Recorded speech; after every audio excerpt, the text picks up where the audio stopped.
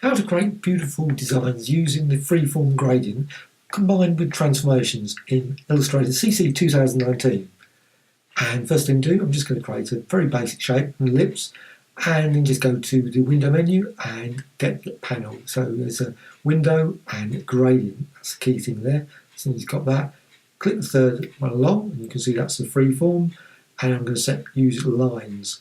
So you can just go to that and just click there and click there, and you see a line between the two, and you can then go to somewhere else and just click there, and you can see a line, a curve just going around, and you can then double click and you can change the colour. So you can just go, maybe make that green, yeah.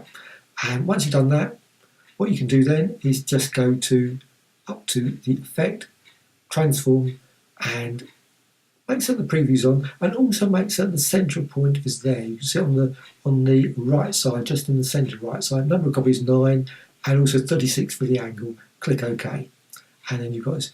That's the key thing is set preview on, so you can actually see the result of that.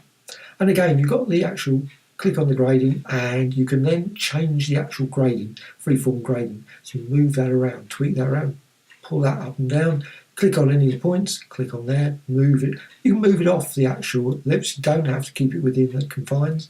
Move it very close, make it sort of sharper. And you can also add additional points if you want, change colours at any point as well. So you've got a nice dark central there, or maybe make it green, blue, yellow, whatever you want to make it. So you can just keep tweaking it around until you're happy with the design. Right, so once you're actually happy with that, what you can do then, go up there, and then what you can do is go to, and you can of course actually move it around. You can tweak it, you can actually scale it, rotate it if you want, whatever you want to do.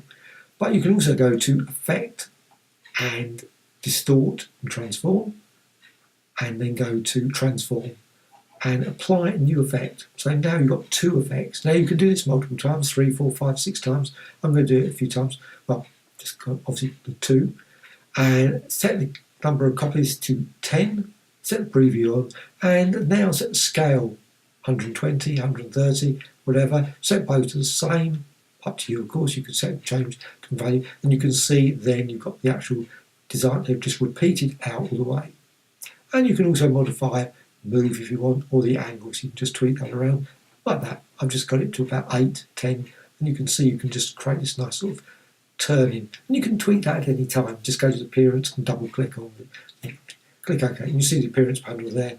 You've got appearance and you've got the effect there. And again, you can go back to the actual gradient and you can tweak it again, and that colour will be changed all of the other ones. So you can actually double click on that, bring up the, and you can just keep doing that to your heart's content. You can move them around. Now it's a bit slow. I wouldn't say it does take a few seconds to process on machine. Maybe, depending on the machine, might be quicker, maybe not. You can change the colour, and you see that the colour doesn't change instantaneously. I certainly will in a sec.